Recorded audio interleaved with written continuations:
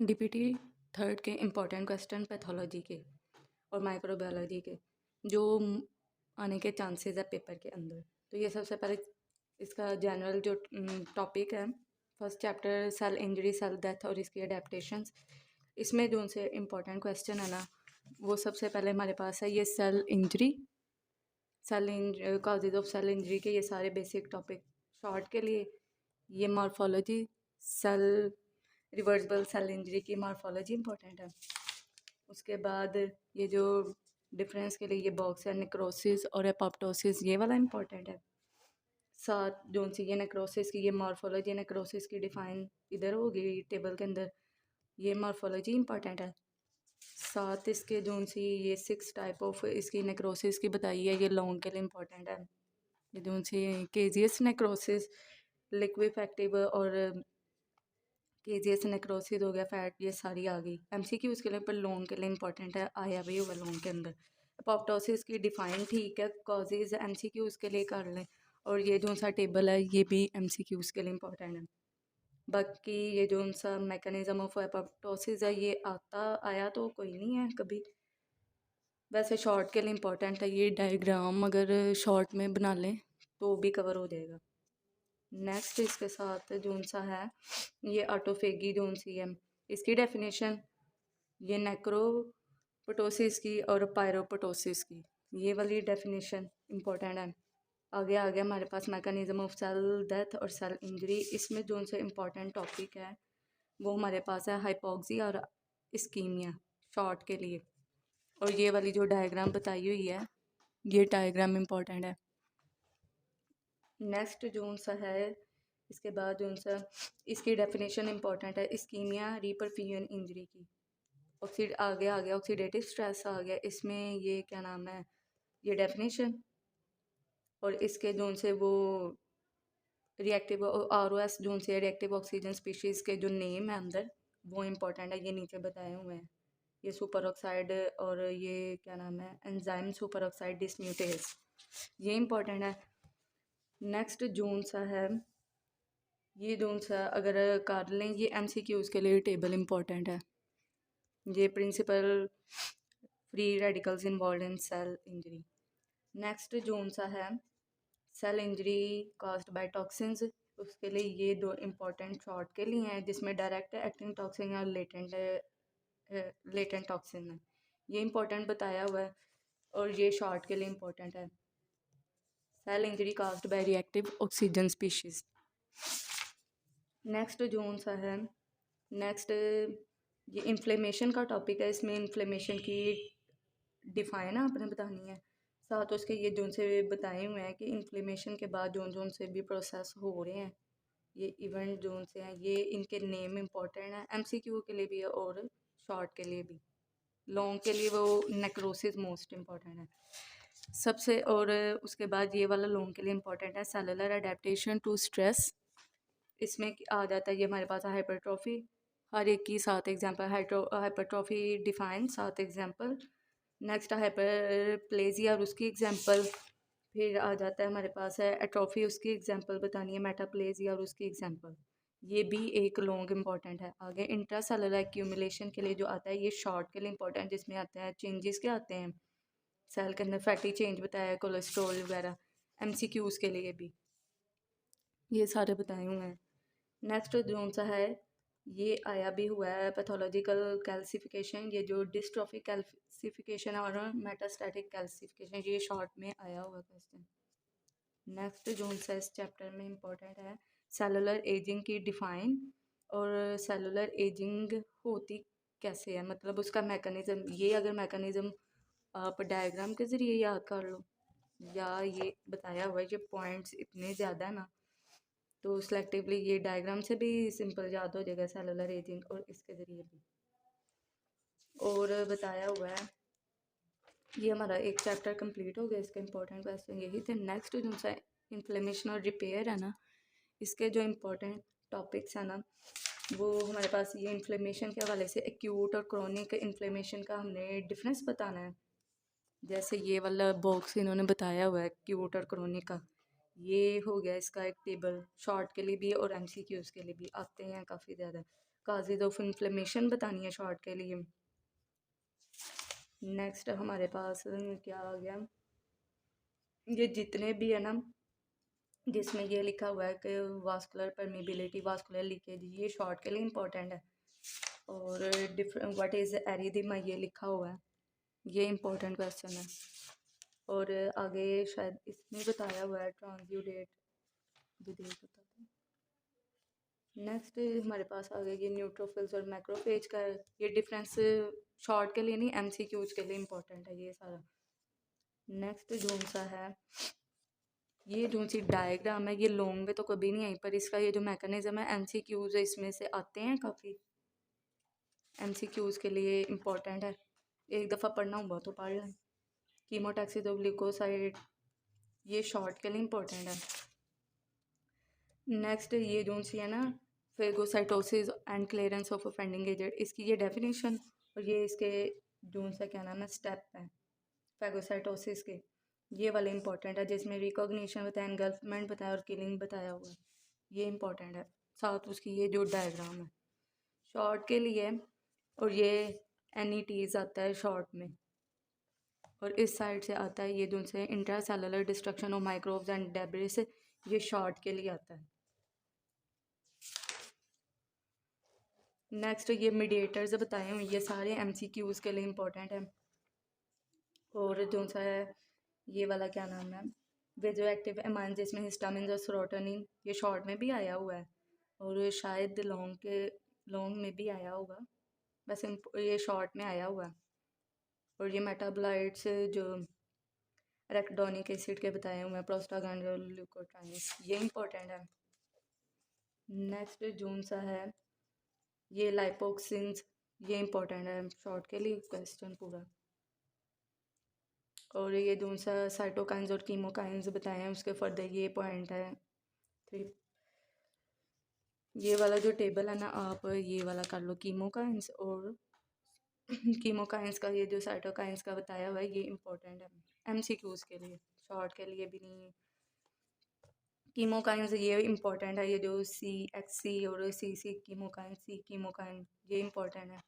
Complement वाला भी आया हुआ है, फिजियोलॉजी में भी आया हुआ है और इसमें भी आया है।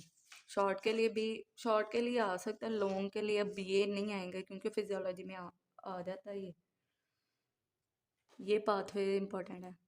ये जो लिखा हुआ है क्लासिकल पाथवे, अल्टरनेटिव और लैक्टिन पाथवे, ये इम्पोर्टेंट है। और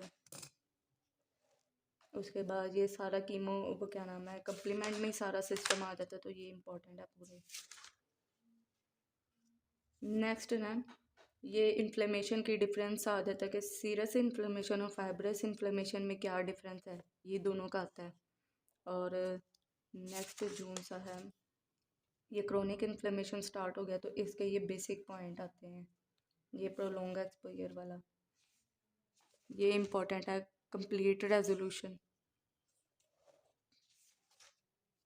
और ये आगे सारा माइक्रोफेज का रोल बताया है, तो उसमें रोल में इम्पोर्टेंट अगर आप लोग डायग्राम कर लो ना तो फिर भी कंप्लीट हो ही जाता है। डायग्राम अगर बनाए ना तो ज़्यादा नंबर मिलते हैं, शॉर्ट में ही आएगा, लॉन्ग के लिए नहीं, ये इम्पोर्टेंट है माइक्रोफेजेस वगैरह। और ये इम्पोर्टेंट है लॉन्ग के लिए भी शॉर्ट के लिए भी। ग्रैनुलोमैटस इन्फ्लेमेशन, ये MCQs की तरह भी बन के आता है कि वो TB में ये वाली बनती है ना ग्रैनुलोमैटस इन्फ्लेमेशन, तो ये उसके लिए इम्पोर्टेंट है कि कौन सी मतलब वो कोई कंडीशन बता के आपको पूछ सकते हैं क्योंकि इसमें केजियस नेक्रोसिस का भी बताया हुआ, तो ये वाला इम्पोर्टेंट टॉपिक है। नेक्स्ट जोन सा है ये पीछे हमने ये मासल और ये सिनोफिल का भी कभी कभी डिफरेंस पूछ लेते हैं।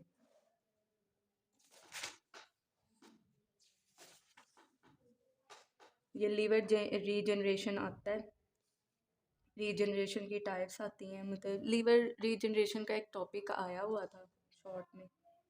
और नेक्स्ट ये जो सा रिपेयर और स्कारिंग है ना इसके जो एंड पे स्टेप हैं वो आते हैं, बताती हूँ ये स्टेप है स्कार फॉर्मेशन के ना, तो ये भी आए हुए हैं। इन्फ्लेमेशन और उसके बाद सेल प्रोलिफरेशन और फिब्रोब्लास्ट वगैरह ये वाला बताया हुआ। और एंजियोजेनेसिस की डिफाइन, और ये बेसिक उसके स्टेप्स है। और इम्पोर्टेंट में जो और आते हैं इधर, इम्पोर्टेंट में जो नेक्स्ट हमारा आएगा ना वो होगा ये फैक्टर्स पूछे हुए थे लास्ट टाइम। ये फैक्टर्स सारे लिखने हैं आपने, ये शॉर्ट में आया हुआ था।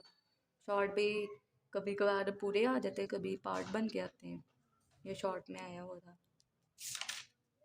बस ठीक है, इतना ही इसका। आगे जो सा हमारा चैप्टर है वो चैप्टर है हीमोडायनामिक्स डिसऑर्डर। इसमें ये डिफरेंस आता है हाइपरथर्मिया, हाइपरीमिया और कंजेशन के डिफरेंस। ये जो सा ये एमसीक्यूज़ के लिए आते हैं। ये जो सा एडीमा की आगे कंडीशन, एडीमा की डिफाइन आती है और ये जो सी इंक्रीज हाइड्रोस्टैटिक प्रेशर है ना, ये एमसीक्यूज़ के लिए। और ये प्लाज्मा ऑस्मोटिक प्रेशर है, ये इंपॉर्टेंट है शॉर्ट के लिए भी लॉन्ग के लिए भी। और एमसीक्यूज़ भी आते हैं। अगर आप एडीमा जब आए तो उसके साथ ये वाली डायग्राम बनाएंगे ना तो ज़्यादा लॉन्ग के लिए नंबर मिलेंगे। ये डायग्राम इंपॉर्टेंट है। नेक्स्ट और ये हेमरेज बताया था। हेमरेज में जितने भी इन्होंने ये हेमरेज के अंदर ये छोटी छोटी डिफाइंस बताई हैं, ये एमसीक्यूज़ के लिए हैं। ये पेटेक्नी, परप्रा और इकाइमोसिस, ये वाला। नेक्स्ट ये जो हीमोस्टेसिस है, इसमें ये प्राइमरी सेकेंडरी हीमोस्टेसिस की डिफाइन पूछ लेते हैं। और अगर लॉन्ग के लिए आए तो अगर आप ये डायग्राम भी सारी बनाओगे ना तो ज़्यादा बेटर रहेगा। ये एमसीक्यूज़ भी आया हुआ था इसका। ये डेफिशिएंसी ऑफ वॉन वेलिब्रेंट डिजीज़ का, और ये वाली ये एमसीक्यूज़ में आया हुआ था। पता नहीं किस तरह करके पूछा होता, GP2B और ये वाले फैक्टर्स का पूछा हुआ था। तो एमसीक्यूज़ के लिए बहुत ज़्यादा इम्पोर्टेंट है ये सारे टॉपिक्स। ये फैक्टर्स पूछे हुए हैं, कोगुलेशन कैस्केड के जो फैक्टर्स हैं, ये सारे भी शॉर्ट के लिए एमसीक्यूज़ के लिए बड़े इम्पोर्टेंट हैं। और इधर आ गया ये जो उनसे ट्राइड बताया, विट्रोस ट्राइड इन थ्रोम्बोसिस, ये इम्पोर्टेंट है शॉर्ट के लिए। नेक्स्ट और कौन सा बनता है इसका, फेट ऑफ थ्रोम्बोसिस। तो ये 4 पॉइंट्स इसके शॉर्ट के लिए इम्पोर्टेंट आते हैं। ये भी पूछा हुआ था एक बार। DIC disseminated intravascular coagulation. Embolism में सबकी डेफिनेशन इम्पोर्टेंट है। और MCQ शायद इसका आया, एम्बोलिज्म में से भी एक MCQs आया हुआ था शायद, ये हिप्नोटिक फ्लूइड का आया हो। एम्बोलिज्म में सबकी डेफिनेशंस इंपॉर्टेंट है कि मतलब ये नेम पल्मोनरी एम्बोलिज्म है तो इसमें क्या हो रहा है, सिस्टेमिक है तो इसमें फैट एम्बोलिज्म में फैट इन्वॉल्व होता है। हिप्नोटिक फ्लूइड एम्बोलिज्म में हिप्नोटिक फ्लूइड आ जाता है। एयर एम्बोलिज्म में आता है कि एयर बबल बन जाते हैं। इस तरह की डेफिनेशंस इंपॉर्टेंट है।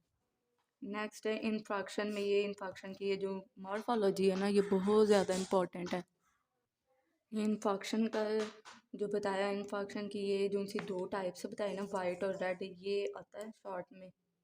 मॉर्फोलॉजी इंपॉर्टेंट है इसकी। और शॉक है नेक्स्ट हमारे पास, शॉक का बताया हुआ है। इसमें शॉक की डेफिनेशन, ये शॉक की 3 स्टेजेस बताई है, कार्डियोजेनिक, हाइपोवोल्मिक है, ये इंपॉर्टेंट स्टेजेस है। और सेप्टिक शॉक बताया हुआ है। Pathogenesis last time septic shock आया था शायद, ये शॉक का भी एक क्वेश्चन आया हुआ था। और नेक्स्ट हमारे पास ये शॉक वाला लास्ट टाइम आ चुका है। ये इम्पोर्टेंट टॉपिक है, ये कि पैथोजेनेसिस में सारे पार्ट आ रहे हैं। पीछे शॉक की ये टाइप्स हैं, जो स्टेजेस हैं वो ये वाली है जो फिजियोलॉजी में भी पढ़ी होंगी। नॉन प्रोग्रेसिव, प्रोग्रेसिव स्टेज और रिवर्सिबल स्टेज, ये भी शॉर्ट में आया हुआ। नेक्स्ट हमारे पास इम्यून सिस्टम है, इसमें से एक लॉन्ग आया हुआ है इम्यून सिस्टम का। डिफरेंस बिटवीन इनिएट इम्यूनिटी और जो इसके साथ एक्वायर्ड इम्यूनिटी है वो इम्पोर्टेंट है। 7 जून सा है इसके। ये अगर सारे सेल्स के फंक्शन बताए हैं कि इम्यूनिटी में कौन कौन से इंपॉर्टेंट है, तो ये T लिम्फोसाइट जून सा शॉर्ट के लिए, MCQs के लिए। और होगा लिम्फोइड टिश्यू में ये वाले आते हैं, लिम्फ नोड, ये एग्जाम सॉरी MCQs के लिए इम्पोर्टेंट है। और बताया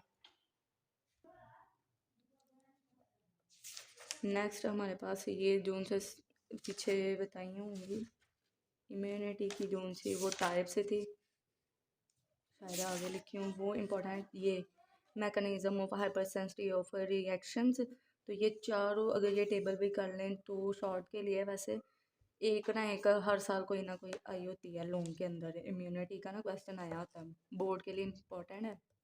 ये वाला क्या नाम है, मैकेनिज्म ऑफ हाइपर सेंसिटिविटी। तो लास्ट टाइम पता नहीं कौन सी ऑटो इम्यून वाली कोई आई हुई थी, ये एमसीक्यूज भी आया हुआ था, इम्यून कॉम्प्लेक्स मीडिएटेड। ये सारा इम्पोर्टेंट है वैसे, आता तो एक ही है चारों में से, ये सारी हाइपर सेंसिटिविटी बताई है, ये आया हुआ था। ये एमसीक्यूज के लिए, ये जो CD8+ T cell mediated cytotoxicity, ये आया था। ऑटो इम्यून डिजीज़ कौन कौन सी हैं, तो ये सारी आगे ऑटो इम्यून डिजीज़ इधर भी लिखी हैं, और माइक्रो बायोलॉजी में भी कुछ बताई होंगी, जिसमें वो एक मिनट है,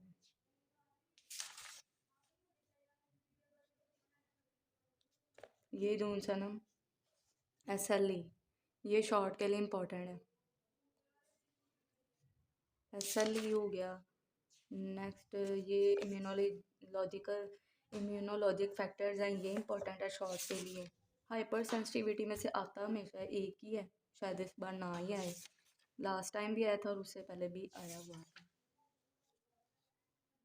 ये शॉर्ट के लिए इम्पोर्टेंट है, ये सिंड्रोम जो लिखा हुआ है। और ये जो सिस्टेमिक स्क्लेरोसिस है, ये शॉर्ट के लिए इम्पोर्टेंट है, और MCQs के लिए। शॉर्ट जो भी बता रही हैं सारे MCQs भी इसी में से ही आ रहे हैं। रिजेक्शन ट्रांसप्लांट का जो बताया है, तो इसमें भी ये सारा इम्पोर्टेंट ही है कि मॉर्फोलॉजी इम्पोर्टेंट है ज़्यादा। बाकी भी हमने रिजेक्शन का पहले भी पढ़ा होगा, पर इधर पैथोलॉजी के हवाले से बेसिक बताएं तो जनरल आती है, जनरल पैथोलॉजी है ना, तो इसमें कोई स्पेसिफिक चीज़ें आपको नहीं आएंगी इंशाल्लाह।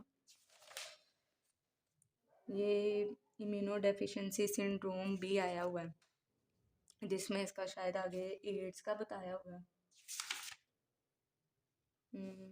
ये इम्पोर्टेंट है इम्यूनो डेफिशिएंसी सिंड्रोम से, तो ये आपने शॉर्ट के लिए कर लो। शॉर्ट के लिए करोगे ना तो जब लॉन्ग अल्लाह करे ना ही अगर आए भी तो बंदा कुछ करने का छोड़ने से अच्छा है कि बंदा शॉर्ट तो करके जाए। ये लिखा हुआ है ना कि एक्वायर्ड इम्यूनो डेफिशिएंसी सिंड्रोम, तो ये उसी का पार्ट ही बताया हुआ है। अंदर से ही लाइनें बना के क्वेश्चन पूछ लेते हैं, ये चाहे भी आपका माइक्रोबायोलॉजी में कंप्लीट हो जाएगा अगर किया होगा तो। पैथोजेनेसिस तो इसकी नहीं इतनी आती है, वो जो बेसिक हमने स्टार्ट से पढ़े हैं ना उनकी आती है। और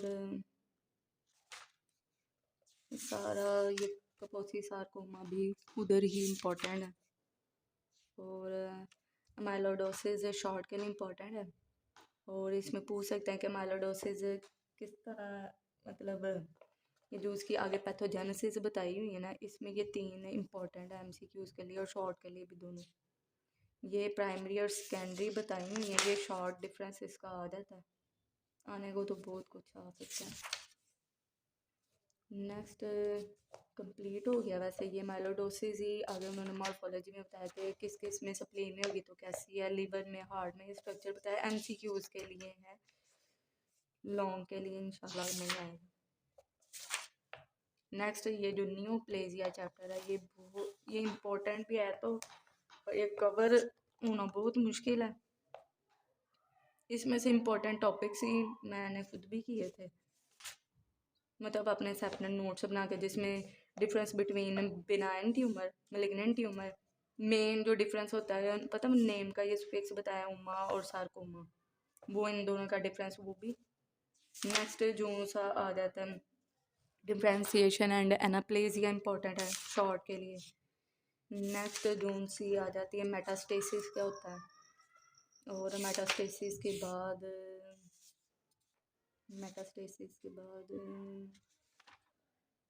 नेक्स्ट हमारे पास आएगी कैंसर के ये जीन्स बताएं ये वाले, तो ये MCQs में आते हैं।